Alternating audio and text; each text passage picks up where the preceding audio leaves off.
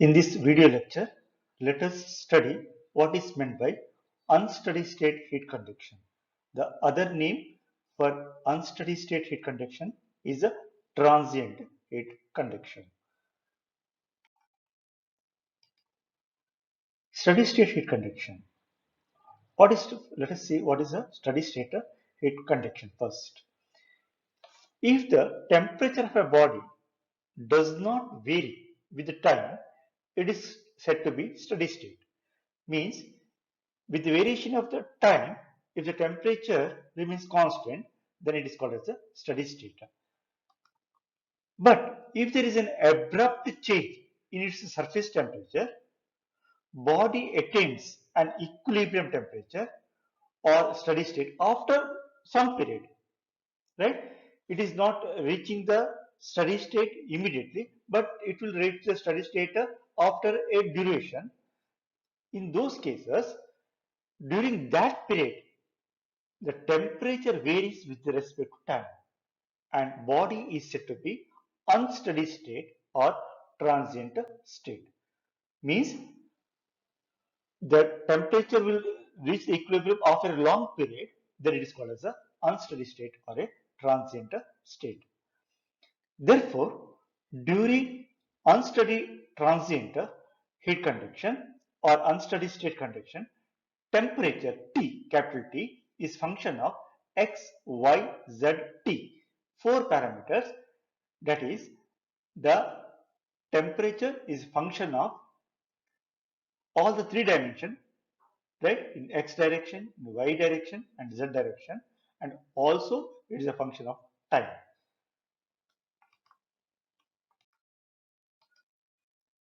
Transient condition occurs in engineering applications such as quenching.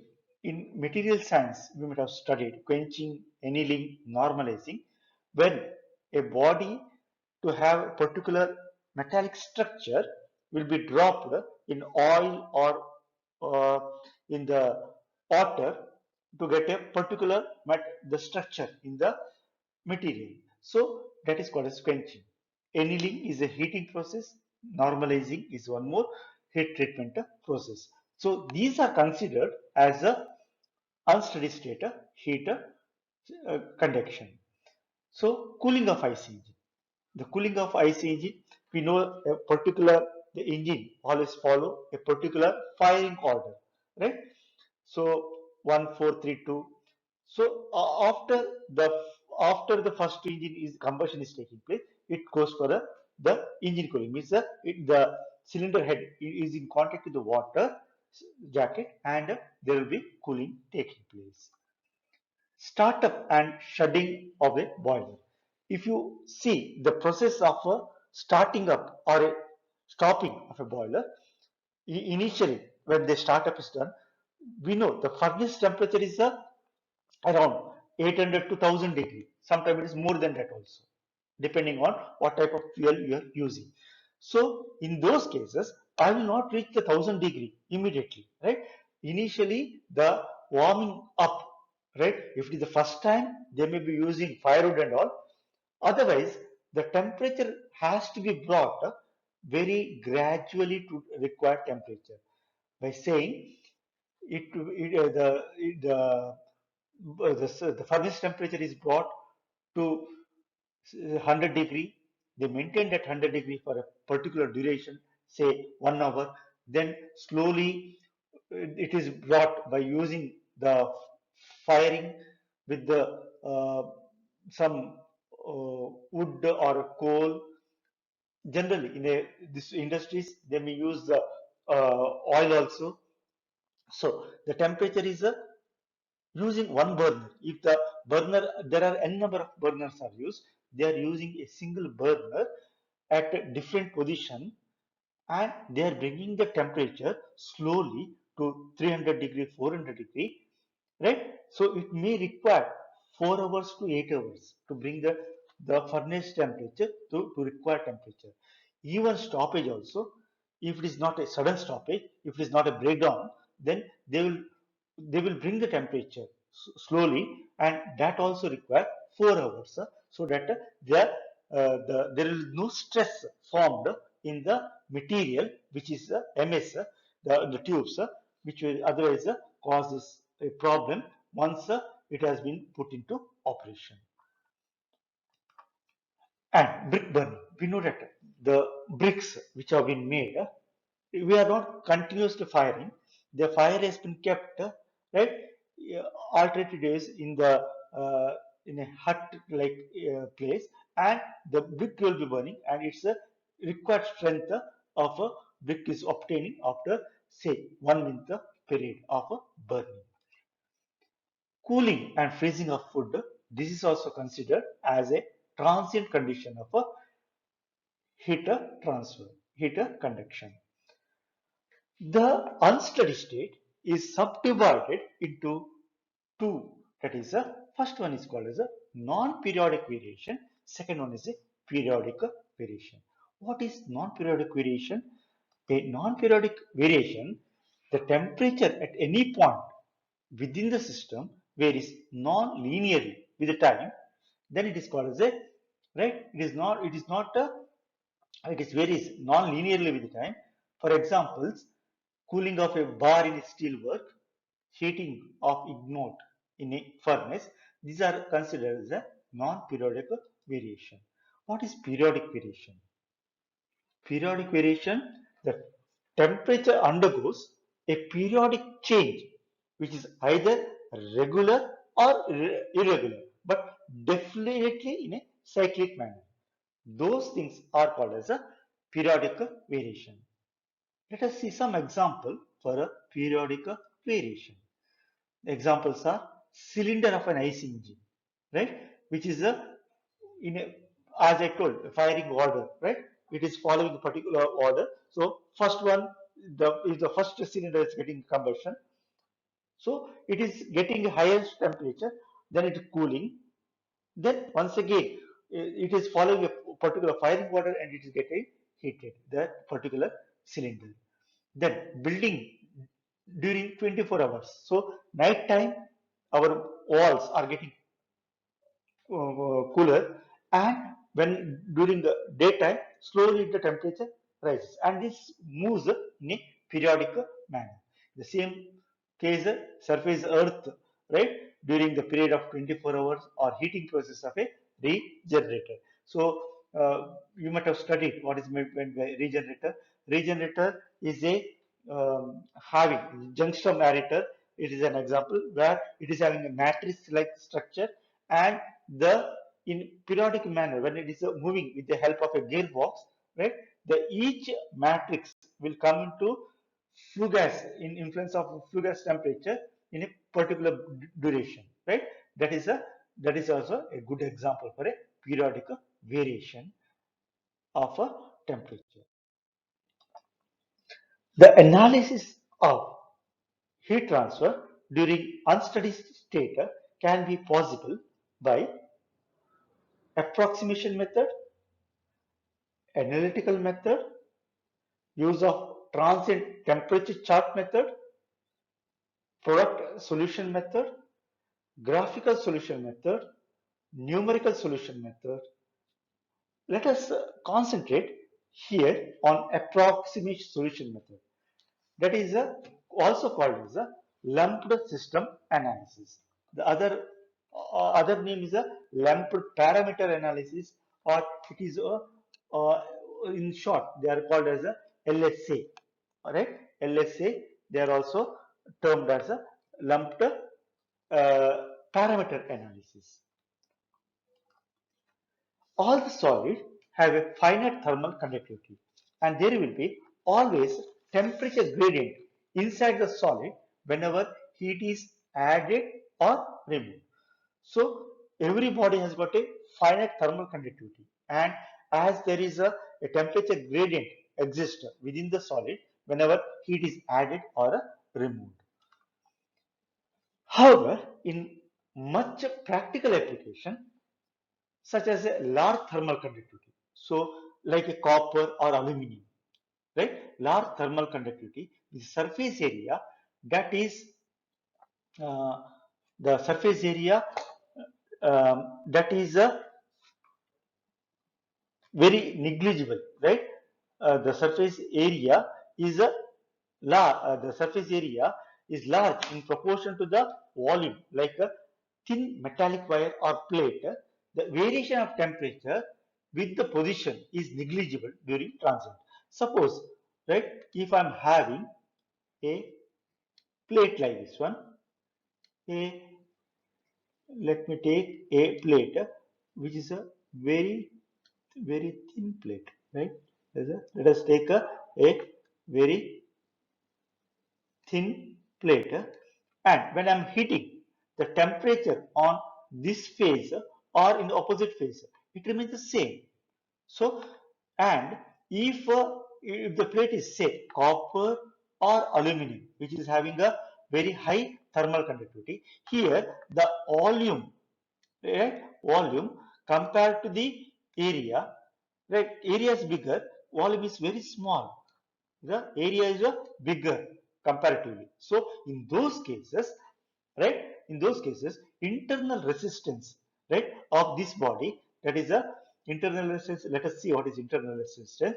Considering only external resistance, that is due to fluid, then I can consider, then surely I can consider this as a LSA system. So what is internal resistance? What is the external resistance? Let us see in the coming slide.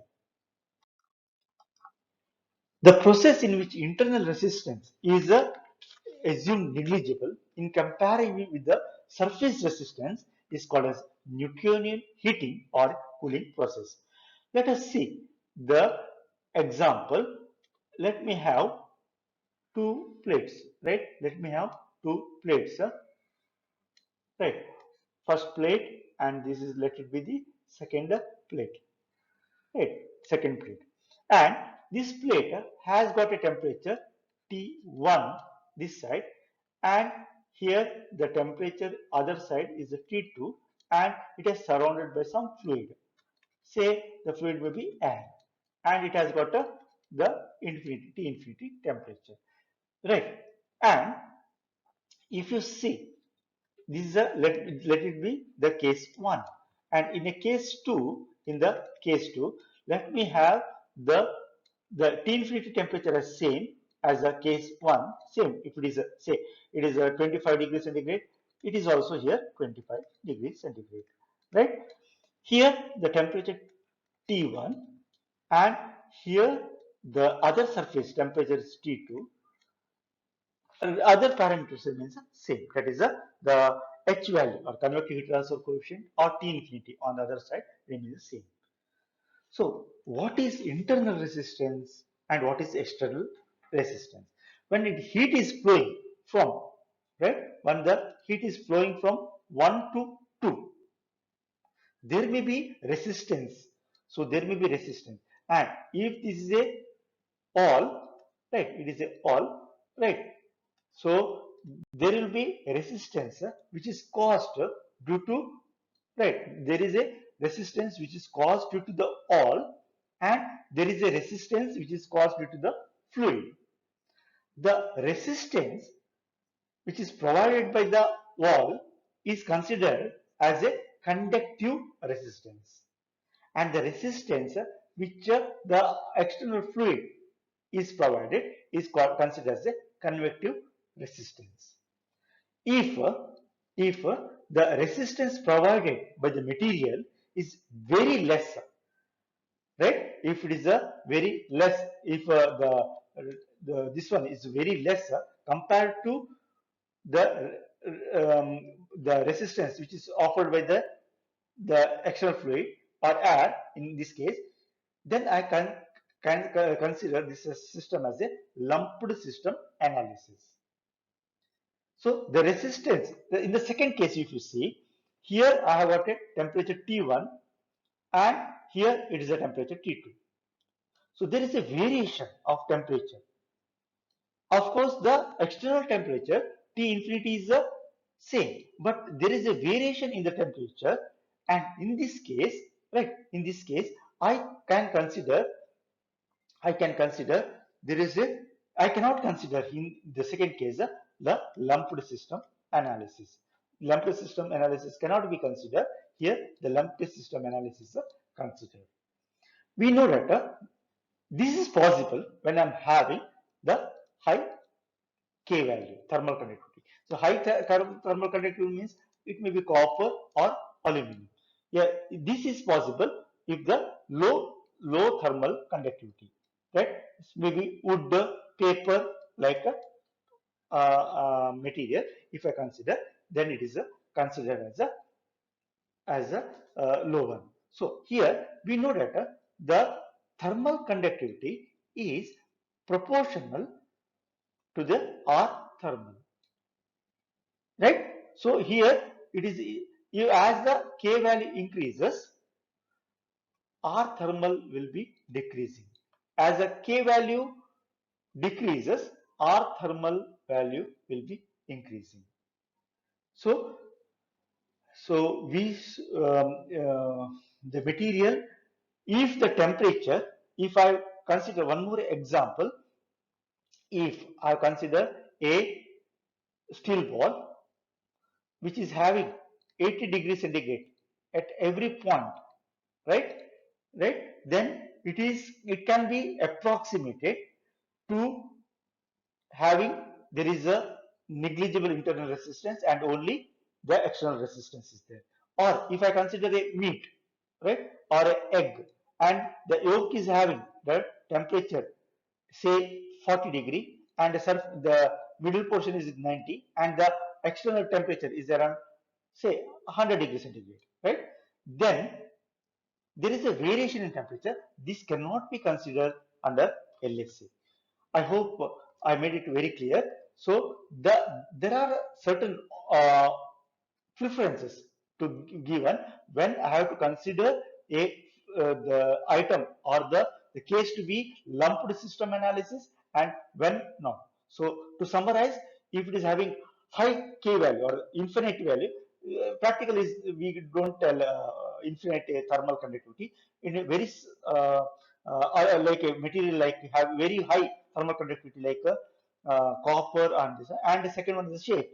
If the volume is bigger, very is the area is bigger compared to the volume, those cases we consider as a lumped system analysis.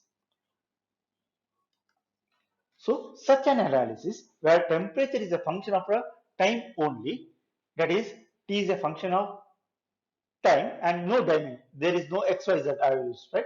So instead of a temperature, right, instead of the temperature T, temperature is a function of xyz, I'm using only temperature is a function of time, right? It is called as a lumped parameter analysis or lumped heat analysis or lumped system analysis. The advantage of this analysis is very simple, and very first thing one should be do is a calculate of Biot number. So what is Biot number? It is a non-dimensional number. We are getting that number during our derivation. If the Biot number is when the internal resistance is very small, that is a less than 0.01 or 10% of external resistance, the internal resistance is ignored and there is only one temperature at a certain instant that stand for the system as a whole and independent space coordinate x, y, z. This idealized assumption is possible when the physical size of the body is very small and thermal conductivity is very big. Generally we tell theoretically it is infinite, but it's not possible to have infinite value. So very big value like having for copper or aluminum, and H is a very small. Lumped parameter analysis. So assumptions made are here the physical size of the body is very small, that is a temperature gradient exists in the body is negligible. The body can be assumed at a uniform temperature throughout the time, like the example of a steel ball which I have given. The temperature I have shown 80 degree in every places. Then it is what? It is not considering any temperature variation in particular direction, right? Then unsteady state heat transfer, it is considered. In the sketch, you can see here a body has been dropped, and at that time, the body which has been dropped has the initial temperature Ti. With respect to time, it is giving out the heat to this fluid, and it is by, as per our law, that is, it is going by Newton's law of cooling, right? So, and it is giving the temperature before this body reaches to the steady state. So we are making an analysis for the same. So consider a solid body of whose volume is V and surface area As, thermal conductivity K, intensity density rho, specific heat C, and initially at a temperature of Ti. Suddenly immersed in a well stilled fluid of a uniform temperature T infinity. The heat is dissipated by the convection. H, that is the convective heat transfer coefficient. So the energy balance for the element is the rate of heat flow from the solid, right, through the boundary circuit should be equal to the rate of change of internal energy of the solid. So we can write in a short this as a Q convection is equal to change in internal energy. Means it is the Q convection can be given A H into A S,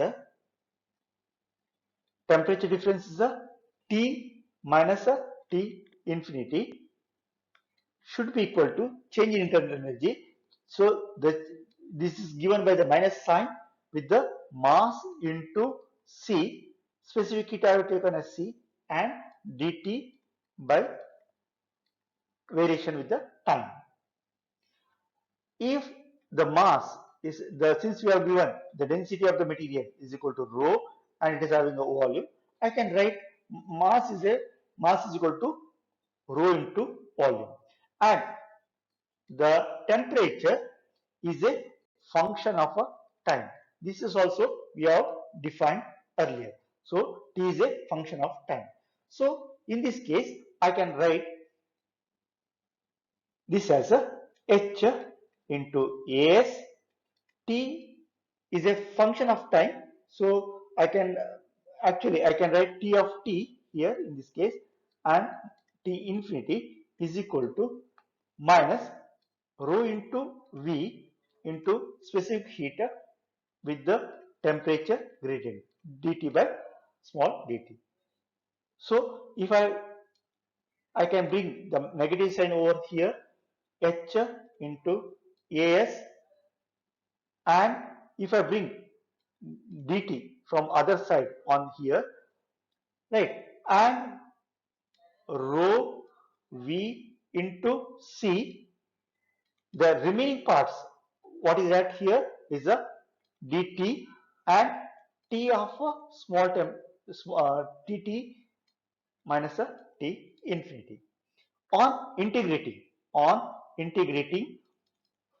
right, on integrating, I can get this as a h a s. So instead of a dt, I'll get t divided by rho v into c with a constant that is integrating constant, and here I'll get a ln or t minus a t infinity. So proceeding with the derivation, if I apply the boundary condition at a time t is equal to 0, the temperature was initially Ti of the body which is dropped. Then I'll get the constant. If you see what I have been placed, right, that is the equation. What I have seen was a h into minus of course as into t rho, right? That we have done in the last slide. Rho into V into Cp plus C is equal to ln of T minus T infinity on putting temperature T is equal to 0. So I'll get here this is a 0, means I'll get the constant C value. C, right? C is equal to ln Ti minus T infinity. So substituting that value in our earlier equation, I'll get HAS into T with the rho V into Cp plus ln Ti minus T infinity is equal to ln T minus T infinity, right? Because C value I got as a Ti minus a T infinity here, right? That value I have substituted here.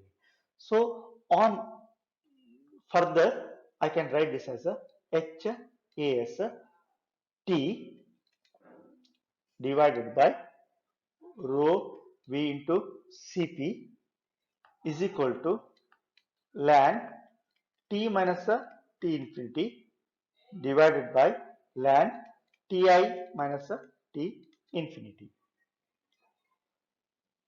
Or since this is a equation, I can also write this as a, right, e to the power.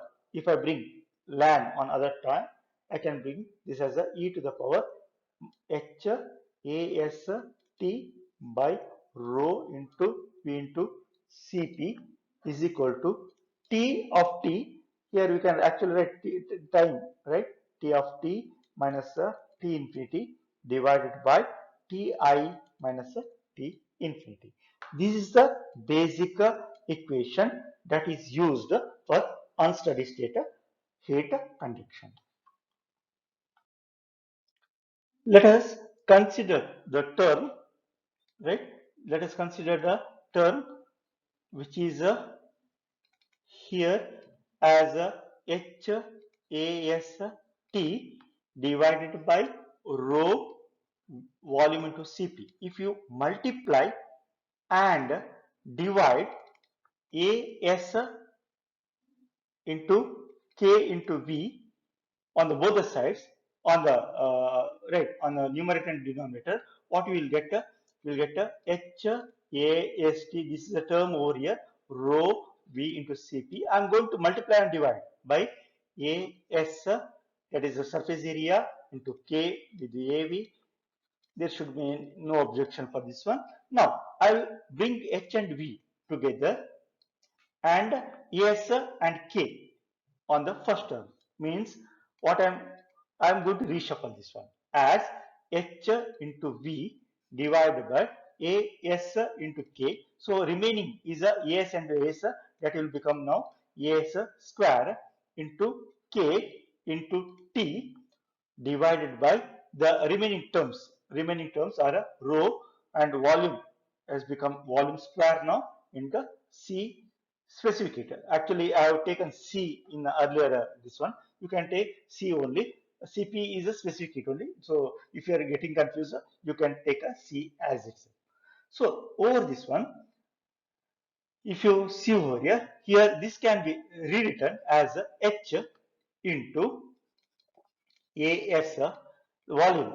Instead of for this one, I can write area into characteristic length and denominator is AS into K. Volume I have just done that one. Here AS square into K into T divided by rho. Here also the volume. We know that volume is equal to area into length. So here I am writing AS square into LC square into C. So here this AS get cancelled, AS square also get cancels, and one earlier in the initial hours we have studied thermal diffusivity is equal to K by rho into Cp.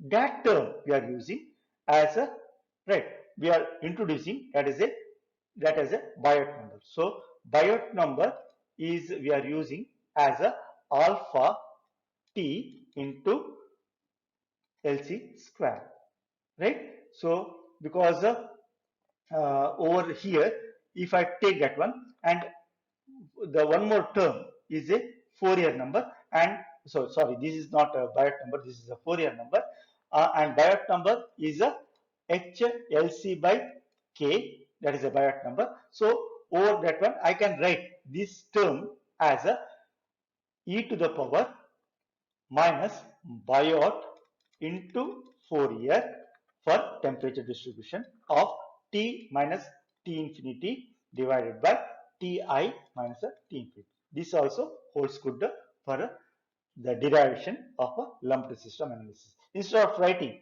HAST, instead of writing this term, I have written that as a product of Biot into product.